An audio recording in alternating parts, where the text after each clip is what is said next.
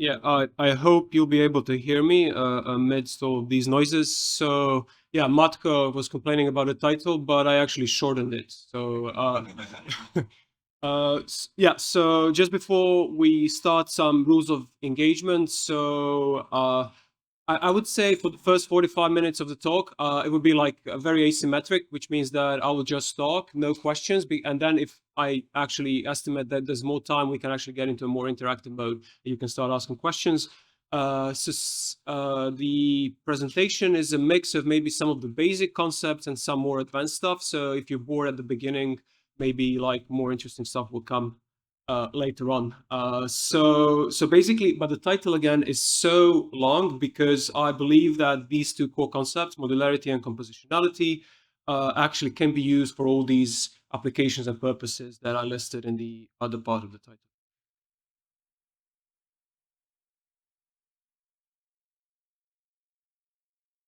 Right. So basically, where we start from is motivation. So you've heard about, I mean, in transformers, basically, even to the point that like there's like general knowledge trivia question asking what T stands for. It's like a pub quiz question these days, and all these models are actually trained end to end as like monolithic models. That yeah, you have this gigantic model which just can do so many different things, can specialize in different skills and all of that. So that model is sort of a monolith. So the problem is, okay, it's very difficult to actually add new skills, specialize it even more, unless you have all the compute and actually you create like a full deep copy of the model. So that's part of the problem, and we call it like the monolithic wall to break, because they're massive, they're like heavily parameterized, and they're like very rigid. So adaptability is a bit painful. So if you want to specialize it to all these like different tasks or applications, you need to create like the full new copy of the parameters of the model. So you need to have like your own deep copy of Gemini or ChatGPT or whatnot. So then like how people actually specialize things these days or actually add new skills is you just use context. So you just retrieve your documents based on the query, you put them into context, and this will modulate what the model actually what the model will generate at the output. But so in context learning and prompting has limitations. So prompting is basically just manipulating the very input of the model. So you just hoping that the attention and all the other parameters of the model, will actually, I mean, it's even worse when they actually switch it on and off, basically. Right. So so the in-context learning and prompting is sort of like a go-to approach these days, mostly because it's simple. You kind of need not know machine learning at all. You just get your document, like put it into context, and something will come out of it, which will hopefully actually like deal with the knowledge of that document. From that perspective, in-context learning and prompting actually gives extra semantic knowledge to the model, where the model actually already has other skills like instruction following and reasoning, etc., etc. Okay. So how we can actually deal with learning new tasks is also go through the sequential learning. But the problem is, if you actually fine-tune one task and then fine-tune for another task, you will actually get to this concept phenomenon of catastrophic forgetting, which means that your parameters will be overridden by the due to the recency bias. So the newest parameters will always win the newest task. So then there are like solutions for that in the continual learning domain, where you actually do like a replay. But what happens if you don't have the data at your disposal for the previous task, and then like as the number of tasks grows, it becomes a problem, etc., etc. Okay, so starting then from the levels of modularity. So when so maybe, as I said, you don't have access to the data from previous tasks, but it could be also for like other like external reasons. So then we can talk about data modularity. So if we talk about the principles of private learning, federated learning, it means that your data actually has to sit in particular servers and you can't exchange your data freely, which means that all your computation on that data has to happen at that specific location. So it's about access rights, different domains, etc., etc. Then we can talk about like task modularity, where in order to master a certain task, you might need to combine some sort of like subtask skills. So for example, if you have physical common sense reasoning, maybe you need some skills that are also required for spatial cognition and spatial language understanding. So if we actually manage to disentangle these skills, we can recombine them sort of like a positive transfer, which means that we can actually solve unseen tasks in a zero-shot or a few-shot manner. So that's when we talked about task modularity. And then we have this level of model modularity, where basically we can create parameterized, specialized computation components, which we can then hopefully reuse, recycle, improve in isolation of the large model. So that's a principle of model modularity. So one way to look at modularity currently is sort of as like creating models as we create software. So that's like decentralized. It can be done in a synchronous way, so that like different teams can actually create different specialized components that are all like attached to the large generalist model, as we will see. Okay, so the modular vision is, yeah, already said some of those things. So we want things to be efficient. So a lot of modularity research actually originated from parameter efficient learning, which means that instead of fine-tuning one big model, you just fine-tune a small subset, a fraction of the parameters that can already specialize the model for something meaningful and for a new skill or a task. Yeah, so, and that also decreases storage. So if you have trillions of parameters and you create like a smaller unit that does the same type of computation, is great. Then continual learning is another aspect. So I already mentioned that. So as soon as you create your monolithic model, it already lives in the past because it has only the knowledge that it has consumed up until that thing. So if you want to refresh the knowledge, then you would have to retrain, pre-train the model, and we want the skill, the ability to add new knowledge more dynamically after pre-training. So that's another thing. Collaborative and decentralized, it's those ideas that I mentioned, like asynchronous development, where maybe you can take your own private data, create a module so that that data doesn't go into pre-training, and then you can maybe use that module on the fly, switch it on and off depending on access rights and who has the privilege to use that type of data and information in the model. So those are some of the principles, not principles, but more like downstream applications of modular designs. Okay, so after motivation, we'll go straight into what is actually a module, what we assume here. So again, one disclaimer here is that I'm going to talk about modularity maybe from the strictest sense, because you'll hear more in the summer school about multi-agent systems as well. So from one perspective, you can say that like, yeah, multi-agent systems are modular because different modules and agents interact with each other, but I'm going to focus more on like parametric designs and small and large neural nets that get recombined, reused, recycled, etc. Okay, so what is basically a module? So here's like a very, I don't know, like high-level definition. So basically anything that forms a distinct computational unit for a specialized purpose. So, I mean, even a whole model can be a module if it's like stitched to another generalist model and can perform some other type of function that the other model cannot do. So let's just say that anything is a module, although I just said that I don't assume that agents are modules, but yeah. Okay, so now what's going to happen is that I'll introduce three types of modular designs. So three types of modules that all interact with the large neural monolithic model and somehow reshape its behavior. So we're going to talk about so-called like parameter composition, which means that basically we modify model parameters. So you basically modify the function that operates on the inputs and produces the outputs, which means, yeah, the function is the thing that gets modulated. And for example, LoRa is the prime example of that type of modularity. So we'll talk about that. Then you can actually also modify the input. So the way to modify your output is, okay, if my function is fixed, I'm gonna modify my input so that function will actually produce something else at the output, because inputs interact with each other. They have these attention layers, and everything is discretized.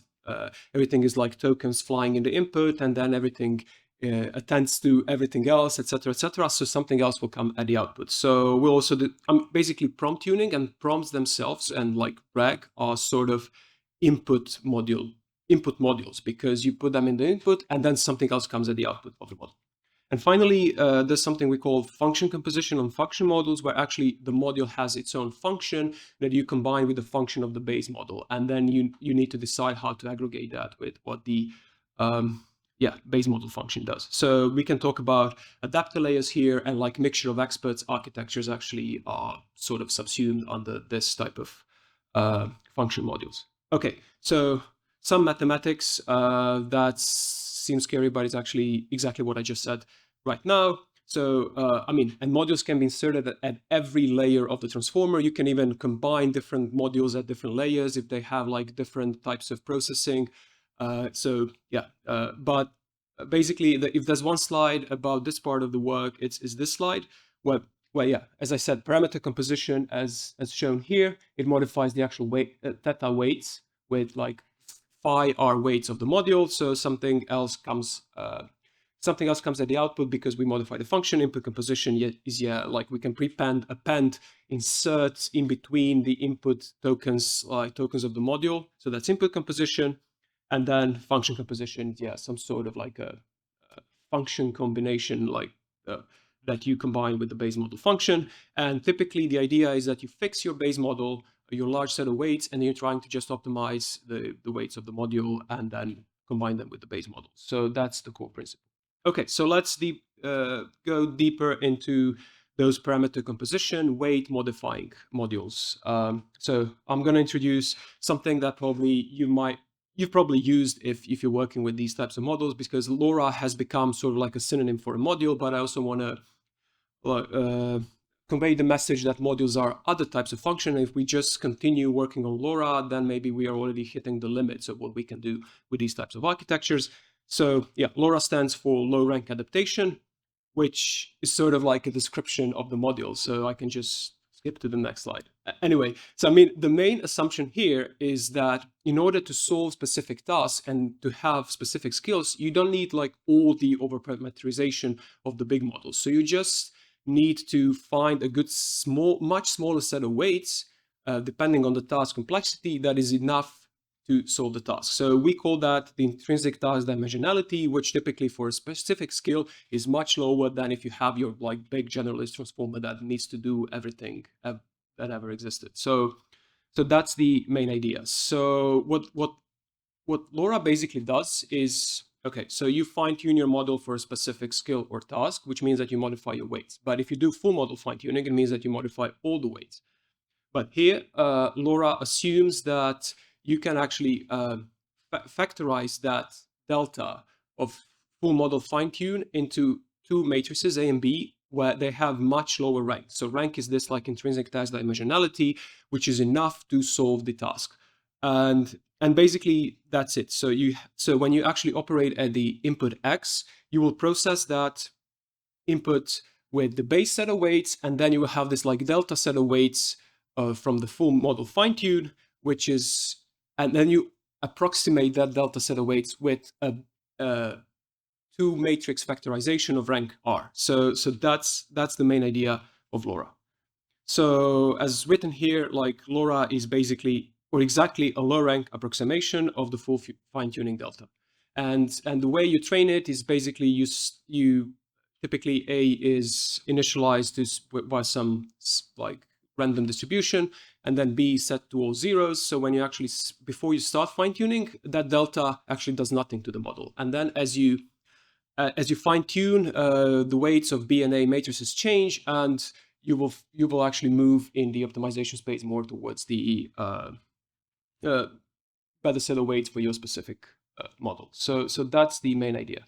Okay, so I mentioned something which is called intrinsic dimensionality. So just to clarify what it actually means, so it's defined in literature quite empirically. It's like a minimum dimensionality or rank where a model achieves within 90% of full model fine-tuning. It's like an old definition from like when transformers and BERT type of models actually occurred. And an interesting thing is that scaling up models also creates lower task dimensionalities, which means that larger models actually require even fewer extra parameters in like LoRa type to solve those specific tasks, because probably they acquire even more knowledge into their like generalist parameters. So it's easier for them to just kind of do this like delta move to the correct part of the space and master the task at hand. And yeah, so basically this is what I just said. So like one thing to remember from here is that larger models actually tend to have lower intrinsic dimensionality. Anyway, so the thing with LoRa is that like everybody is using it. So there are like so many different variants of LoRa. So if there's like one research direction I would not advise you to go, it's like create a new version of LoRa. So basically this is just like a random Google search, and yeah, my favorite one is LoRa the Explorer, but anyway. But yeah, so all these models kind of, they just compare to LoRa and not between themselves typically, which is like a very interesting thing. So again, do not do that.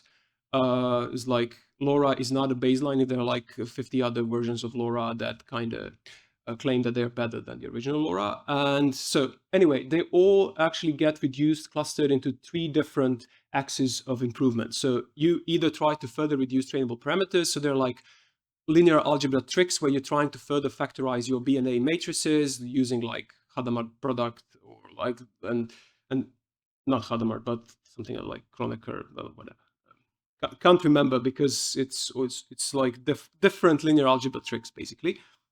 Or you can change initialization strategy. So I said, okay, B matrices get initialized to zeros, and A is random, but then you kind of lose all the knowledge from the model. So what happens if we just create A and B matrices that kind of get factorized knowledge from the model as initialization? It's probably converge quicker and like more quickly get to a better solution. Or you're trying to optimize resource allocation, which means what exactly? I forgot what it means.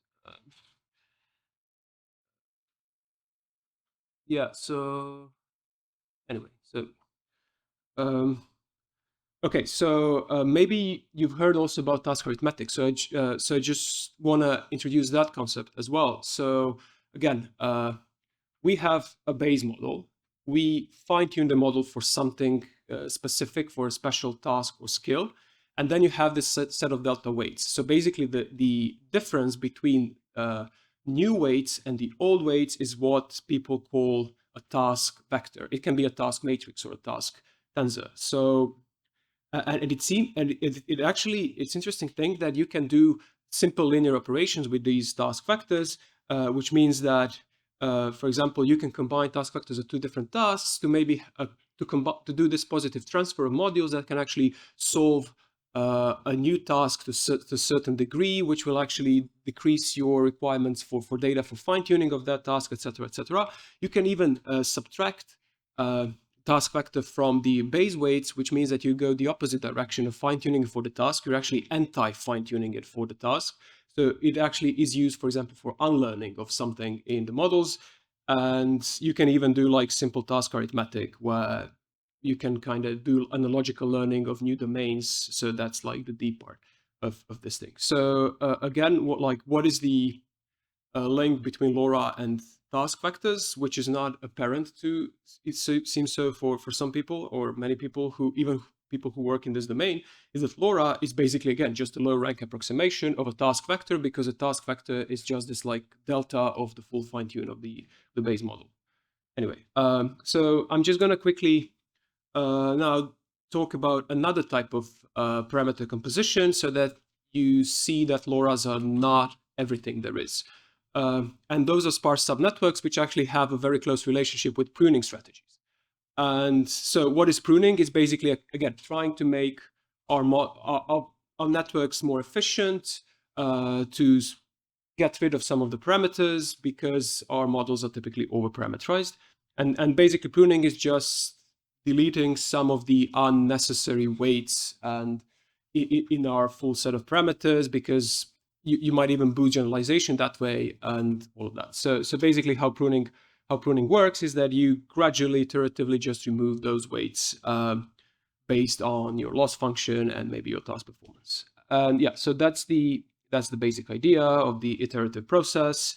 And this is then again related to another concept, which is called lottery ticket hypothesis, that I'm going to mention now and slightly later as well. And that idea is because of over-parameterization of the networks, you can actually find smaller set solutions means that you do not require all the parameters to actually be equally good at a lot of tasks. So you can actually prune a lot of weights. You can find those lottery tickets that will kind of give you exactly the same solutions as like the full network. And this can be used then to actually create sparse subnetworks that are seen as modules. Right. So one way to do it is via this now introduced lottery ticket hypothesis, lottery ticket sparse fine tuning. So the idea is, okay, let's figure out what parameters are actually important for my task/skills, whatever. So the idea is, okay, we're going to do full model fine tuning. We'll see which weights actually change the most, and then we're going to keep a binary mask that just keeps the parameters that change the most because they actually signal, okay, these parameters are actually important for this task. The others I can get rid of. And for example, if you have like a 90% sparsity, it means I'm going to remove 90% of my parameters via that binary mask. I'm just going to keep the remaining 10%, and I'm going to refine tune, just fine tuning those 10% that I actually kept. So that's the main idea. And then you those sparse subnetworks, which can also be linearly combined. So if you have two skills captured by two sparse subnetworks, you can just add them, and you will actually have a combination that can work with both skills. So this is a figure from one of the papers where the main idea is exactly what I just said. So you can fine tune it to, for example, a model to become much better in Croatian, and at the same time you can fine tune it to be much better in I don't know, physical common sense reasoning. So the model might actually learn how to do physical common sense reasoning in Croatian because it has now extra knowledge acquired through modular fine tuning. Right. So one problem with this approach is basically this phase one, where you have to figure out which parameters are important for the task. And this involves like full model fine tuning. And I mentioned at the beginning, okay, this is prohibitive. This is the very reason why we are not actually doing full model fine tuning, except for storage and other things. So there are now solutions that actually try to make this process very efficient by dynamic growing and dropping parameters. So I'm not going to go into details here. It's just like the concept that, so sort of, okay, sparse subnetworks are a type of a module. Then you have this gap of full model fine tuning at stage one, and then people come and they have like a research paper idea saying, okay, but how do we actually make it more efficient? And then you have a series of solutions that actually create more efficient types of subnetworks. But then, for example, when you think about research, maybe when you combine your weights with inputs, high weights might be combined with low inputs, which means that the actual byproduct of the multiplication will be also be non-important. So then there's like another stream of research trying to actually figure out better ways of selecting those parameters besides just going by magnitude only, etc., etc. So there's some research in this, but LoRa's have taken over, as I said. Again, so now we know what task vectors are and how task arithmetic works. So basically what sparse subnetworks are just sparse approximations of task vectors. So you can see already like these connections between LoRa's and full model fine-tunes and task vectors. Okay, so we've just covered one type of module, so I'll need to speed up. And now we're going to talk about input composition, which is now getting more and more fashionable. So as I said, it's more about prompts and in-context learning, because of its easiness, etc., etc. So I've said this already. It's basically augmenting, modifying the input of the model to get a different output.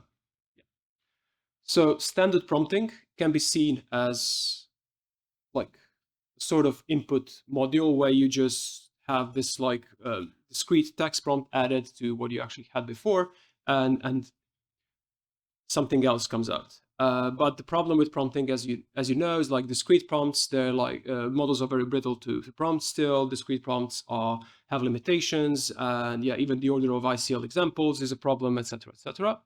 So what people have started doing and have been doing is like prompt tuning, prompt optimization. So there are like many methods that actually do automatic prompt optimization. So this means just moving the problem from the symbolic discrete space to the problem of like embedding space. So we operate at the level of real valued continuous vectors now. And basically what we're doing is, instead of adding discrete text to your examples, you're actually adding the representations of that text in the embedding space. So that's prompt tuning.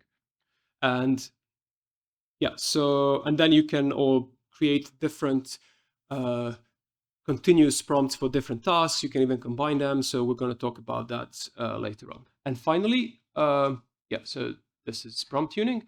And finally, there is something called prefix tuning, which is again like a generalization of prompt tuning from embedding layer to all the layers of the transformer network. So instead of just learning these 5 parameters only at the level of embeddings, you can basically just put like prepend or append or combine those things with also with parameters inside your encoder decoder blocks as well. So what basically at every layer of the model. So this gives you more expressivity than just like standard continuous prompt tuning.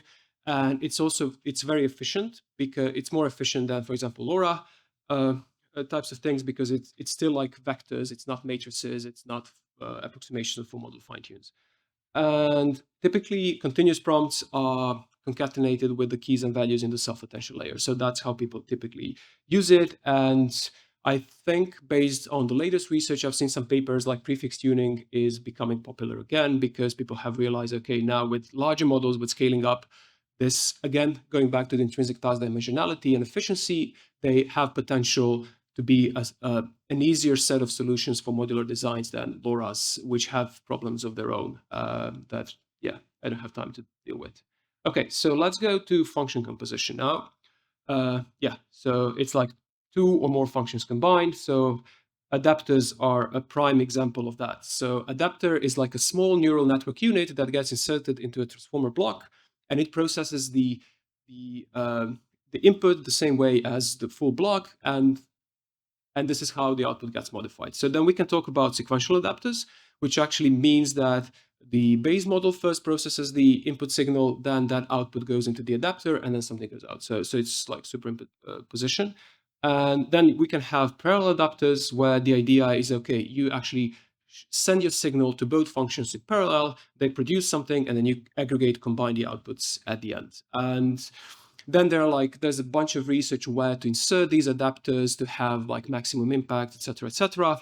The problem with adapters is that they actually add extra parameters on top of the base model parameters. So whenever you process the input at the inference, you need to go through all the parameters of the base model plus, I don't know, 2% of parameters of the adapter. And with big models, it's already like a lot. So LoRa doesn't have that problem, because you actually merge the parameters of LoRa with the base model parameters, and it's like the same size matrix that operates at the input and produces the output. Okay, and so adapter is typically just a very simple bottleneck feed-forward network layer with one nonlinearity, and that's it. So like the input goes in, you process it with one matrix, you put a nonlinearity, and then you project it back to the dimensionality of the full model. That's the main idea.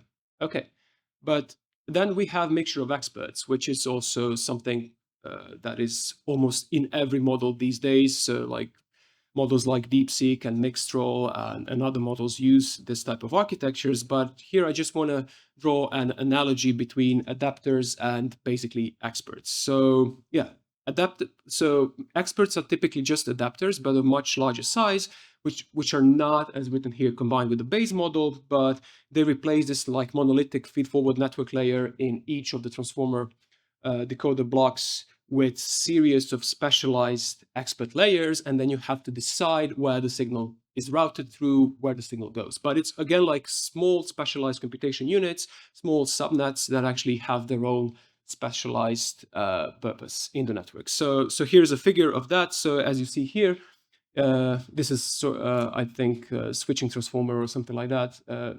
So instead of having one monolithic feed-forward network layer, you will actually inside have, for example, this is a solution with 4 experts. You will have 4 different experts, and then you need to, this is the crucial part, you need to choose where to route the signal and in what proportion to combine it, etc., etc. So we're going to talk more about this in the next part of the talk. Okay, so maybe this is a good time to stop. I can take one or two questions if there are questions.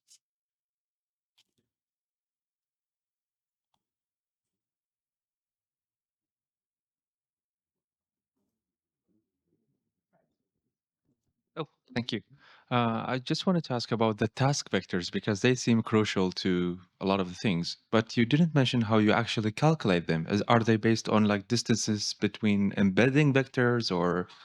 No. So task vectors are just, it's a simple subtraction of the full weights, theta weights that you get after fine tuning and the weights you started from. It's so simple. It's basically just that. So if you can generalize it to matrices as well. So you have this like matrix of parameters, and you start from it, you fine tune it for a task, and you get a new set, subtract, and that's it. I will soon mention why actually this works and why task arithmetic works. So there are like some properties of these models. There's another question. I can take only two. Okay, I have a few questions, but I will start with first if we have time. And then, okay, Yeah. the first one is very close to this first question, but I wanted to ask you, actually, did you look at the difference between functions, task vectors and functional vectors, which are in the representation space, like different prompts, like giving zero shot prompting to get task for the LLM, for example, actually has this vector in representation space, which is called like functional vectors. So did you look at what is implication applying, for example, these task vectors which are in parents parameter space, and how they influence, and do they look similar to the actual these functional vectors that are in representation space? Yeah. That's a good question. I will refrain from answering because I need to check the literature. But I mean, yeah, the context is really, we can do subtractions in the task space, or you can do subtractions in the representation space. And like what I would say, I don't know. Right, I would need to check. It's better than to say something that is wrong. Yeah. Can I have one short one Okay. more? Okay. Thank you very much for the answer. And I look forward for the answer when you have more information.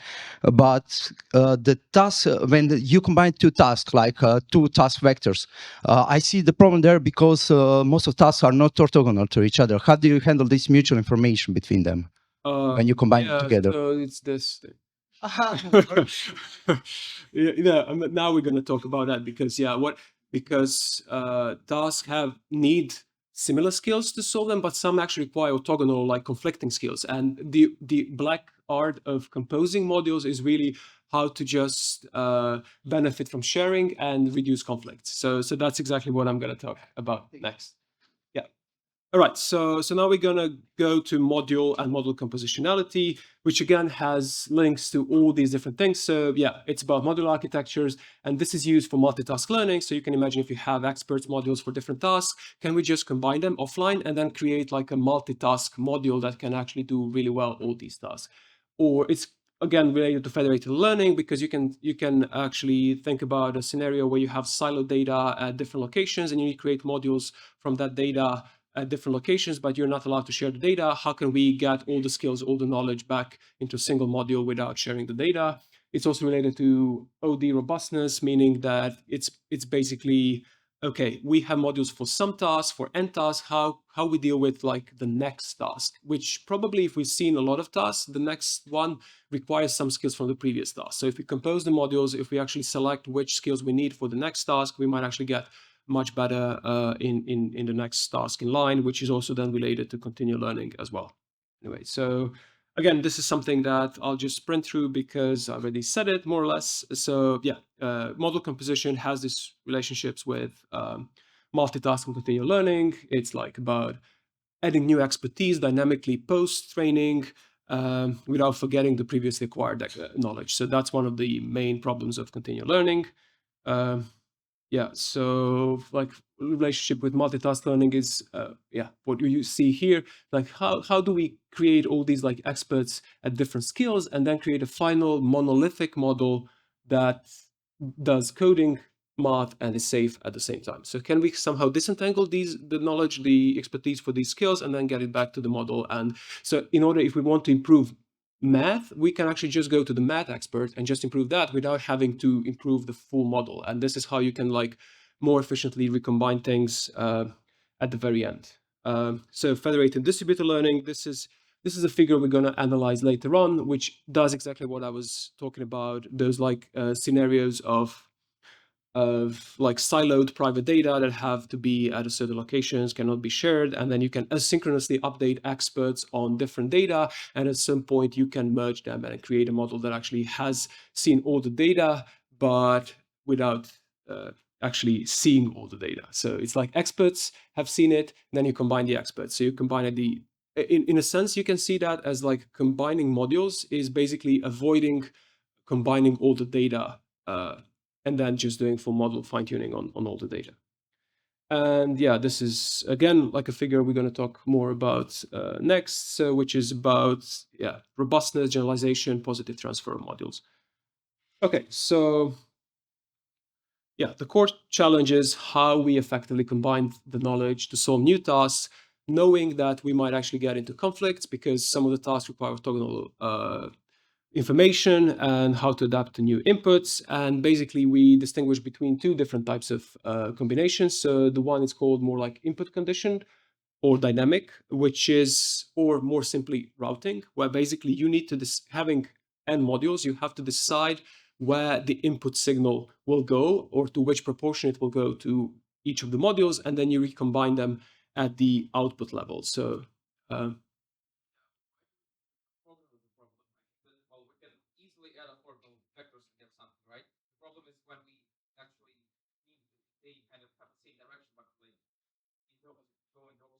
yeah. So we will get to that. So I mean, when they actually nullify each other, that's a problem. Yeah. So we'll get to that. So this is, and then the other type of combination is this more like static global parameter level combination where you can offline. So you have parameters of the modules, and then you can just create a new module that has somehow seen all the weights, and then it has a new set of weights, which is hopefully solving all the tasks. So both approaches have their pros and cons. So yeah, dynamic is more flexible, you can have more control, and this one is typically more efficient. You can actually compute it on a CPU and just deploy it, and there are hybrids as well. So we'll get to that. Okay, so now we're going to zoom into this dynamic combination first, which is basically routing.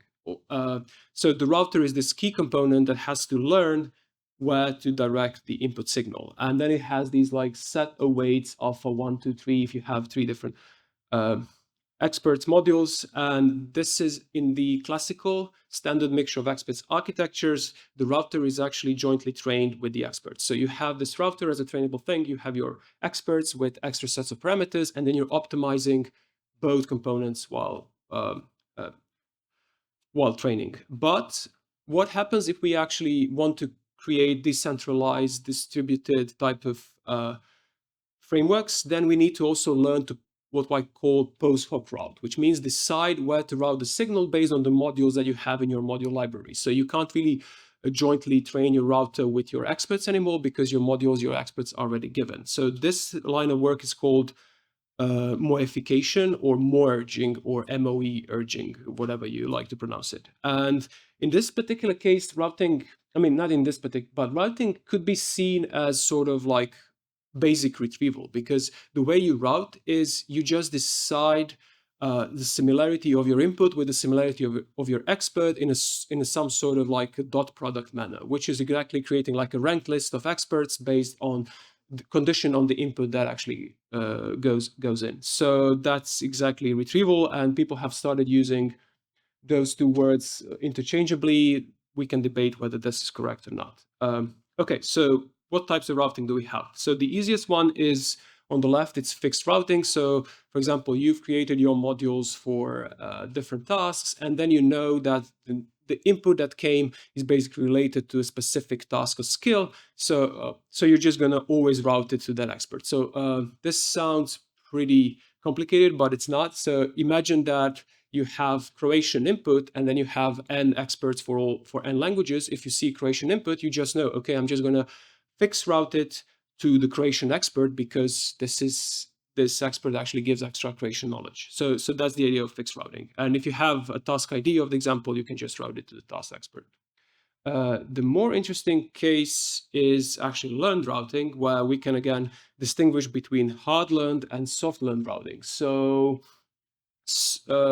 the difference is actually quite simple. So soft learned routing actually gives some weights to every single expert that you have in your library, and then the final output is a weighted combination of processed inputs in each expert, and that's it. And hard learned routing is basically doing like a discrete cutoff and just saying, okay, here's like a ranked list of experts based on my input, and I'm just going to keep the top 2 or the top 1 and just discard all the others. So that's the idea.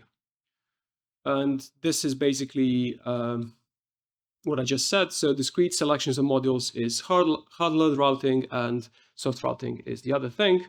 Yeah, so you have based on your dot product between the input and yeah, some representations of the experts, you get your weights, and that's it.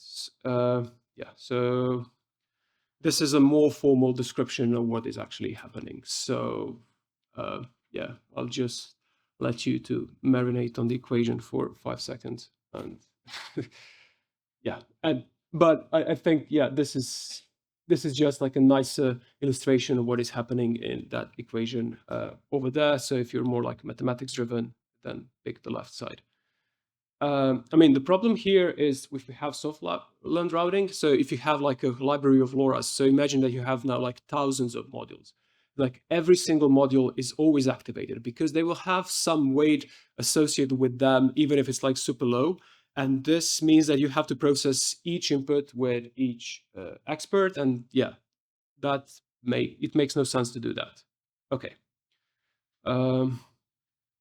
So the way to actually remove this need is going from soft learned routing to just taking top K experts for every single input. And then, yeah, it's sort of, we remove one expert and that's it. So this is now the example of the so-called top 2 routing. So whatever goes in, we will always activate only 2 experts and then recombine the output of those experts as the final output. And then like the special case is this top 1 routing, which is basically like greedy, select always the best performing output expert, and that's it.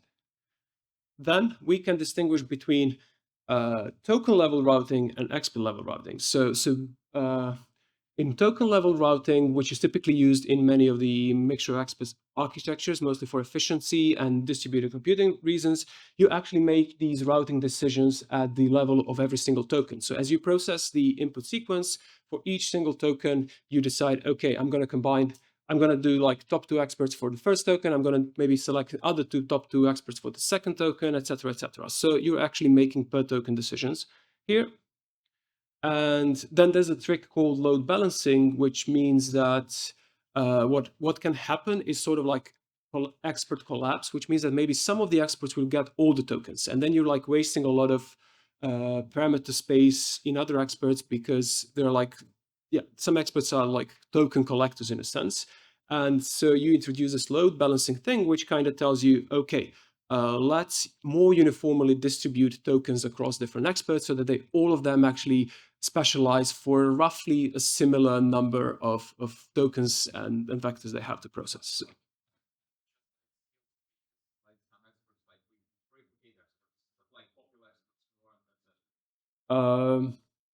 You can do that, but there are also other reasons as well. I mean, mostly it's empirical. People have tried doing that, like having experts of different sizes, etc., etc. But then if you have experts of different sizes, you get into like more like infra hardware type of things, because then you have to process, different, not architectures, but when you actually, So it's more like when everything is uniform, it's way easier to scale up things, and that's part of the reason. So although there are papers that actually try to do like dynamic shrinkage increase of experts as well. So there is a line of research on that, but more practically, this is like the easiest solution.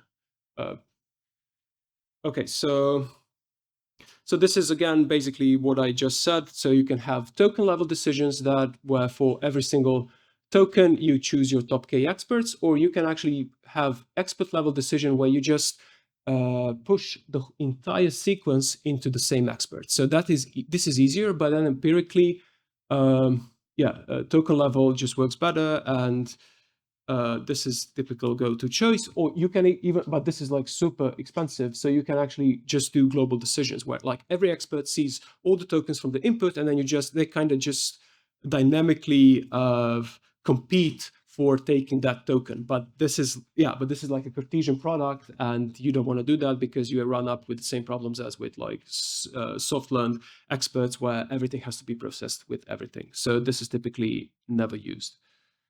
Okay, what is this? So example level routing is again what I just said. It's something called expert level, sometimes example level. So the whole sequence goes just into its selector expert instead of doing like token level decisions. Okay. So there are hybrids. So basically you can combine different types of routing and different layers. Everything is dynamic. So basically what you actually do is always per layer decisions. But again, to what I just said in the answering previous questions, you typically don't do that because then you actually start running into infra type of problems. Because if you just have different selections of different layers, it becomes a nightmare from the infra side and how to deal with the signals and all that. Okay.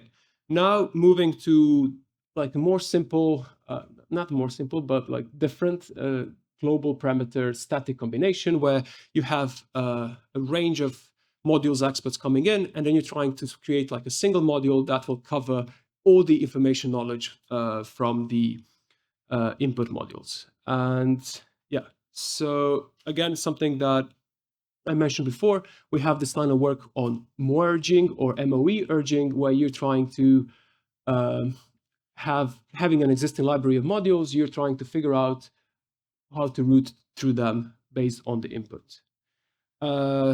We won't have the time to go through all of this. I just wanted to mention this very nice survey paper for those who want to know more about MOE urging and MOEification, which does like this very nice categorization of all the different parts of the design and how different methods in this space actually just create tiny differences between themselves, and they never again compare against each other, similar to like LoRa style approaches. So it seems to be like a common theme that scientists do not like to compare to strong baselines, but but it really gives a super nice perspective on these types of methods. But this is a lot of information, so let's just forget it for now. Okay, so again, what is merging, or why we're actually doing it? So here's a rough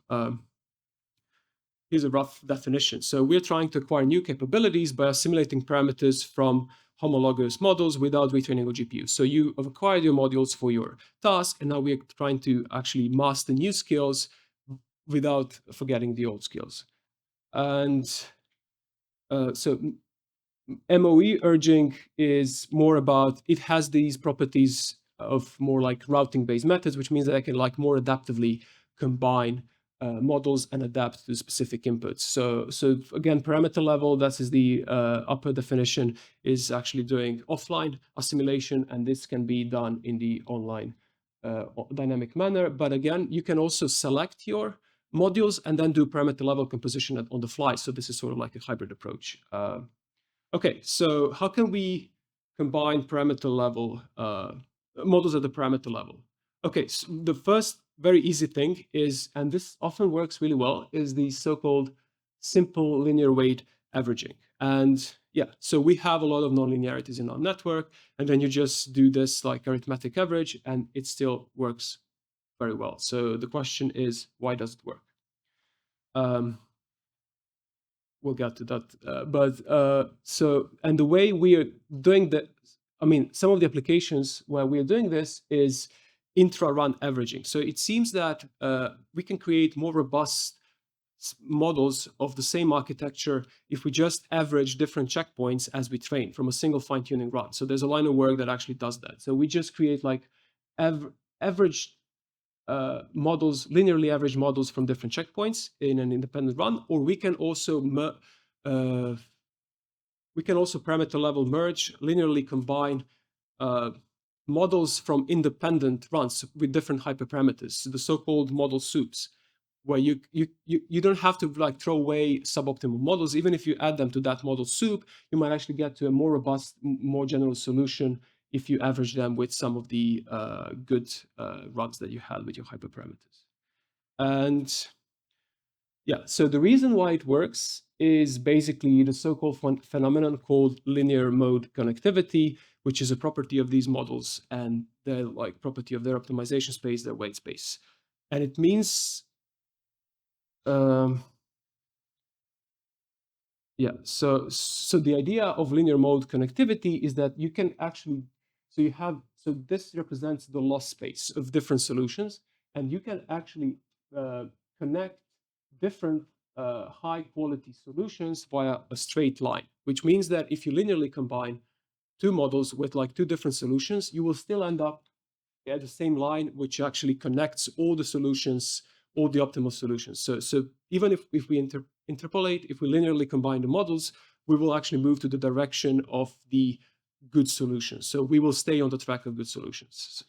Nonlinear mode connectivity is that you can still draw lines between different solutions, but those lines are curved, so they're not straight lines. So it's like nonlinear mode connectivity. It's the a figure in the middle, and yeah, the figure in the left is no mode connectivity, which means that good solutions actually live as isolated islands in the optimization space. But it seems that we actually operate a lot in this particular map of linear mode connectivity. And another reason why those things actually work is, again, like overparameterization. For many of the skills, we actually have too many parameters. And yeah, so if we just sparsify things, things will still work. And this is how we can create sparse subnetworks and all that.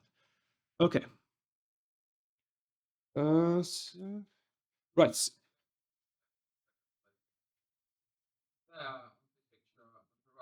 Yeah.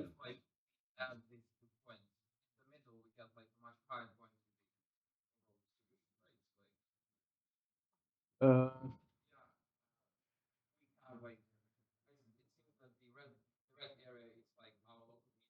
yeah.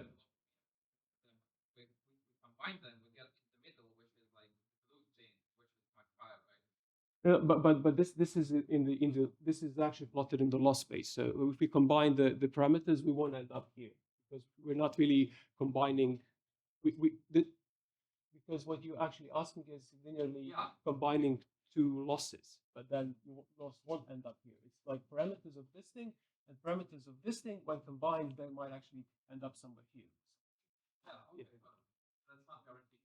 I mean, yeah, that's not guaranteed. It's just that people have been trying to figure out why the heck this works at all, and this is more like an empirically supported hypothesis. So it seems to be the case very often, but it's not guaranteed. There are no theoretical guarantees that okay, this is going to happen. It just happens a lot. Okay, so we did discuss a bit like about interference and conflicts and all of that. So I think we're getting to some of the state-of-the-art methods that actually do parameter level merging, and this is one of them. Okay, this is not one of them. It's going to be on the next slide, but this is from that paper where basically you can have like redundant weights. For example, this is the circle in the middle, which means that you have a strong or high weight from one model and a very small weight from the other model. And then if you just average them, this will actually decrease the importance of that weight because the small one actually pulls the big one down. And this might actually have detrimental effect. Another problem is interference, which is basically the hexagon thing, where you can actually have a small weight in one direction and then a big weight in another direction. So if we again like weight interpolate them, we will completely erase the knowledge, which seems to be important from the purple one, and we need to somehow get rid of that. And yeah, this is what actually happens. On the right, you see what happens when we have the orange one is the thing that happens if we don't actually cater for interference, and the green one is the result of that so-called ties method that actually tries to get rid of the interfering and redundant weights as part of the process. Yeah, there are other solutions, not going into them, like you can localize your updates for the modules into specific parts of the network so they don't really interfere at all, so that you actually know where the module is in your network, or you can do some tricks called like weight disentanglement. So this is all like very new work. So it's again, like if you want to know more. And this is the actual method. So it seems difficult, but it's actually very simple. So the first step is trimming the non-important weights, which is trimming redundant weights. So you get rid of some of the weights that are below a certain threshold that you specify, which means, okay, this weight is important. And then once you trim that, in your second step, you do something which is called elect the dominant sign, which means if the total magnitude of delta is actually going in one direction, and there are some weights actually going into another direction, you're going to erase those weights which do not align with the dominant direction. So you can do it that way, or you can count the number of weights from different models that actually go into a certain direction. So if you have 7 models, 5 of them actually in that particular parameter go into one direction, the other 2 have a different sign, you're going to erase the 2 that go into another direction. So you get rid of those that actually pull you down, and you create your sign vector, and then you just do this disjoint merge, which is just like a simple linear weight averaging. And that's the idea. So it's sort of like, let's manually intervene into weights so that we get rid of and trim redundant ones and conflicting ones. And there's another method that does it in a different way, which is, okay, let's create like a shared space by doing SVD decomposition on the deltas coming from all these different tasks. And then we're going to do, again, some of the state-of-the-art methods for merging only on the subspace, which is spanned by, anyway, it's too much explanation for a short amount of time. Okay, let's just say this method is one of the state-of-the-art methods for merging LoRa's. And the idea is basically to use SVD decomposition on the deltas coming from different models, plus a standard set of parameter level merging techniques. That's the main idea. What it does is actually implicit anchoring, meaning that all the deltas have to somehow be related to like the same origin. Because if you start completely random, you will actually end up at different points in space, and then you might not find it. So you're trying to make it easier for the merging method by actually having an anchor, like something where all of them are related to. Yeah, this is something that I mentioned. For example, when you do parameter level merging, you can actually combine routing, dynamic merging, with parameter level, which means that your router works as a retrieval function, which tells you, okay, I'm going to take these modules because they're important for my thing, but instead of actually doing merging or composition at the output level, I'm going to merge parameters and then just process the input with the merge parameters. So instead of doing like 3 forward passes to every single expert, you just merge the weights and then do a single forward pass through the merged module. And this can be done, but there are like unclear benefits over these like more standard output level composition, except for the efficiency of the thing. Okay, now we have 3 minutes for this. Yeah, okay, then I have 7 minutes. But all right, but I kind of planned it so that this thing, it doesn't matter if we finish it really on time, because there's a like a plethora of different applications of all these things, and you can just read the next paper and the next paper, etc., etc. So we don't have to go through every single example here. It's more like, how can we use modules and module composition? So one way to use it is basically to as I said, like combine different runs on the same data and other task data to actually create modules that are more robust and generalize way better. So okay, so there are examples of how you actually do things on different tasks and auxiliary and the target task, and how to combine these modules. So for example, you can take a single model, you can start fine-tuning them on 3 different tasks, and then it creates, this is the model ratatouille version. And then you create 3 different models. And then you fine-tune every single model on your target task, and you create like 3 different copies of the model that are, they have all seen the target task, but they start from this different set of weights, etc. And then you can do parameter level merging, and then you create your final model, which is a single model that can do this task. And it seems that this is like more robust than just doing a vanilla fine tuning where you just take the target task data, here's my model, I'm going to fine tune, and done. And then there are all these different things are like different papers that actually you have seen in the last 5 or 6 years. So yeah, fusing is okay. Let's start from the auxiliary task, create 3 different copies, merge them, then create target task fine tuning, and that's your model. And it seems that this works slightly better than this. Why? I don't know. Right, so this is something that I already mentioned. So it's sort of sparse subnetworks with good levels of sparsity can give you this ability to combine, for example, language knowledge with skill knowledge. So if a model can do instruction tuning or mathematics in English, it might actually learn how to follow instructions in Japanese for math-related problems, and this is another use. This paper, I mean, I promised I'll go deeper into that, but probably I won't. But the idea here, it's like a case of creating a module library and then on the fly deciding via MO urging techniques which modules to use for a specific task. And this routing is actually done in an implicit way where you're trying to actually represent LoRa's with single LoRa vectors, which are used for retrieval. So what they do is basically they do SVD on on LoRa's projected into the full delta space, and then taking only like the vector associated with the principal singular component of the LoRa, and then you actually choose those LoRa's as the ones to process your input signal. So and here's a model card again. This is something to study after the talk. It's like the model cards of all these different merging techniques so that you understand how they're actually very similar to some other types as well. Okay, this is another example of the same thing where they just do things very slightly differently. I just picked it because its name is Fat Goose. Now there's like a whole line of work, which I call branch, train, do something afterwards, where the main idea is to do independent fine tuning on different datas, which actually live at different locations, different servers, and then merging them post hoc. So there's a bunch of work actually doing this.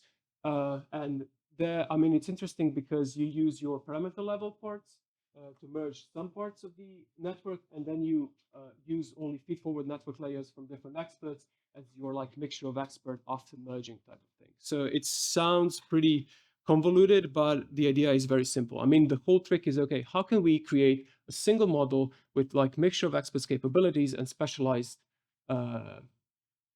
computation, and have this ability to just train on modular data at different locations. This is again, like this is another example of that. We won't go into that. I mean, the main trick here is that instead of fine-tuning the router post-merging, this is trying to just not tune the router and create some sort of a hyper network that will give you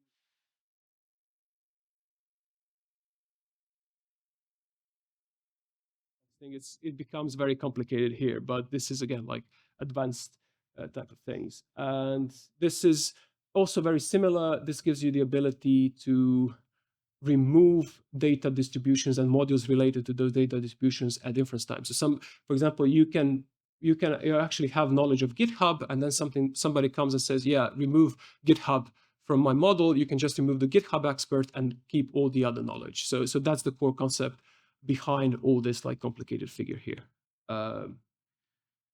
This is again something to talk about where like merging and module composition is also very useful for some of the things like RLIGF and RLXF that we're going to see later in. So people are using it here as well. This is again, don't worry about the figures. It's basically it just the title of the slide that is important, basically. So this is just an example showing that the full model can also be used as a plug-and-play module if we actually use these ideas behind merging and MOification, etc., where you just need to learn how to combine skills coming from two specialized models via like some extra training of them. Okay, and yeah, future challenges, many of them. So so one emerging thing is, so instead of always learning for example, modules via fine-tuning on the skill, etc. The question is, can we also learn to generate those modules? And this is like a very recent paper called like Text-to-LoRa, where you just provide a textual description of the task, and then this hypernetwork will just create a LoRa that will have weights that can solve the task. So that's the main idea. And I just put it here because it's quite cool, aiming to do it.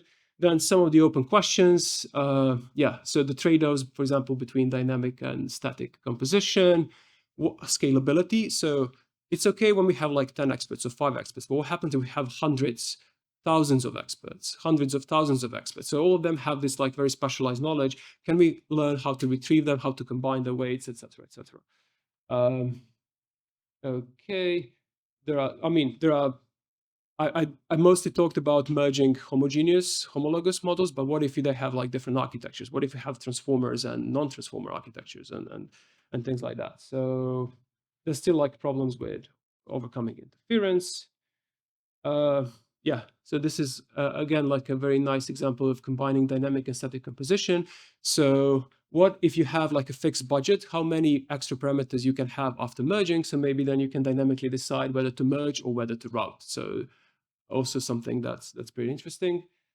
And then, as I said, alignment and merging of heterogeneous model architectures. How can we deal with that? What about like vision models, merging them with language models, which are pure text-based, etc., etc. So there are so many different research problems.